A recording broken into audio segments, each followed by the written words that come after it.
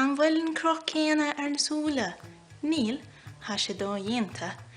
An éon si difriocht ma ham sin níos roimhre nó beidir níos mó nó beidir níos lú nó crackan níos dorcha agam. Ní éanaan. Fós hain is féidir a hint go bhfuil am sé déanamh léirú ar an garachtar so.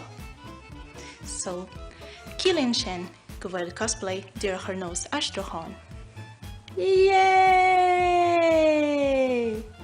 Dílis a charda ní adar mé dé chúis go bhfuil am sé caithfh geansaí fuirt láirge I nómh ná cruair ceist. Ach, is Aistriúchán mise ar an garachtar so.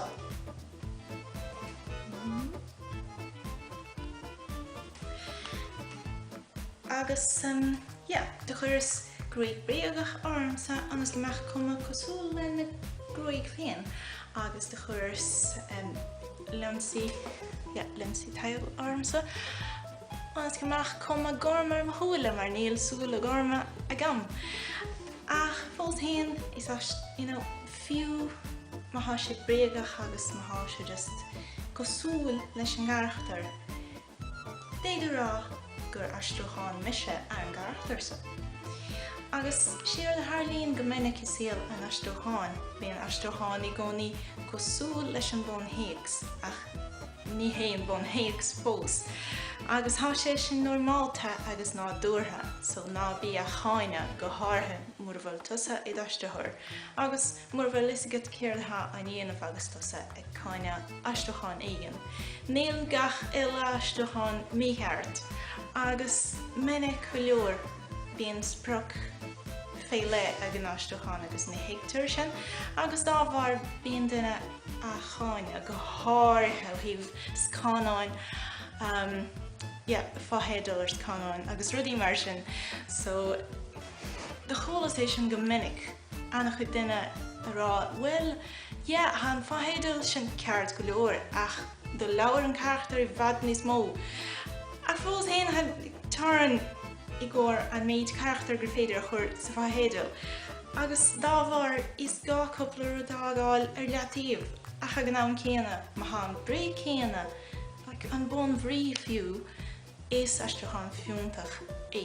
Ar rud éigean na mó san Aistriúchán, mas féidir I cheartú. Mar a féidir is Aistriúchán fiúntach é.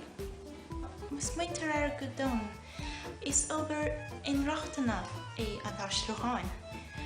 Scríomh mar éigean sios an sáras hasúla an gúil se saimúil. Feicimid, ní híomhá furfa den dáin é an Aistriúchán. Is obair inreachtainachta é. So ha sé dír ar nós reachtain na hauirt do rinne éigean le méchumas ar áit éigean. Mar go litir ha tú ag tart reachtain de rinne éigean ar héics a bhí scríomha ar hanga nach bhfuil ag an duine sin. So ha sé cosúil go leor. Agus mar hampla hibh in reachtainacht is féidir le rampa duine le méchumas a ampar suas. Ach ní féidir leis an rampa san iad a chuir agsúil a rís. So cíg bhfuil sé an ampar suas níl sé tógant céimena, so níl sé díorch mar an ggéine.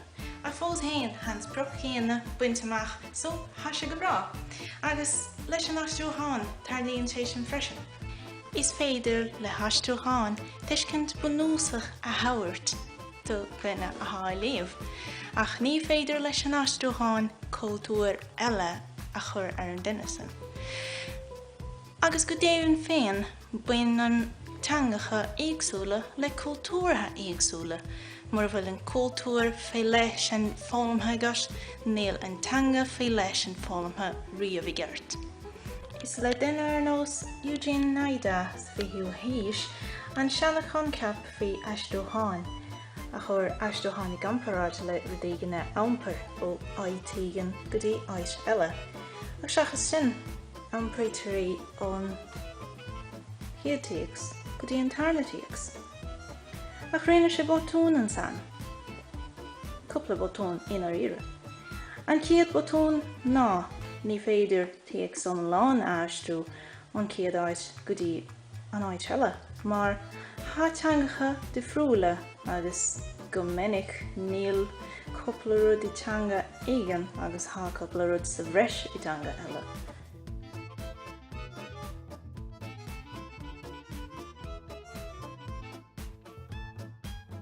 Tá difríocht bhrí éigean sa héags i gcomparáid leis an Aistriúchán.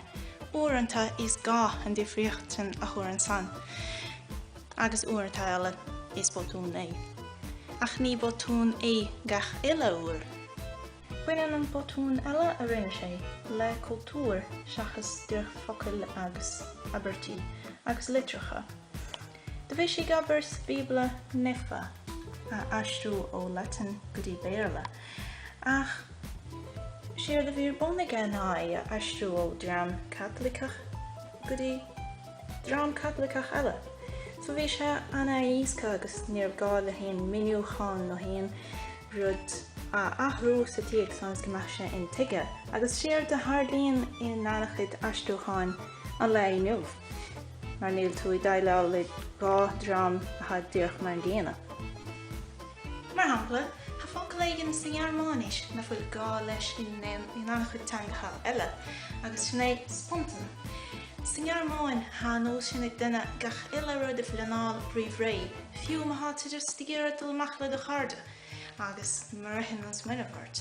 Well, níl sé sin sa cultúr an san, ní just ritheann an smaoinebhairt, is gá is sé fleanáil ónas nach chuireann tú isteach ar pleananna glúine eile. Agus ní tharlaíonn sé sin in éireann mar hampla, so má háta ggéire cant le cara éigean sa Gearmán mar hampla.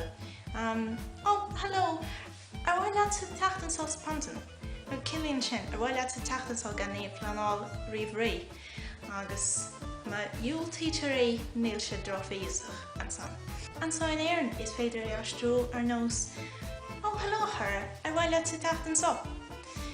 An bhfuil an Aistriúchán mar an ggéana leis an bunhéag so híh brí, níl. Ach an gádó a bhí ar nós an bunhéag so híh brí. Nope, ní gádó. Sin an rud. Ní gád an Aistriúchán a bhí dílis i gúnaí. Hasúla gan gur bhain sé talamh as an bhí seán sa nádíon de rud ardó go hairtó mas mí leat, agus choláirúch an tuile fhí seán i nGaeilín agus fhí seán fhí Aberteangacha agus Aistriúchán a eiceil sa dtolchaí. Slán!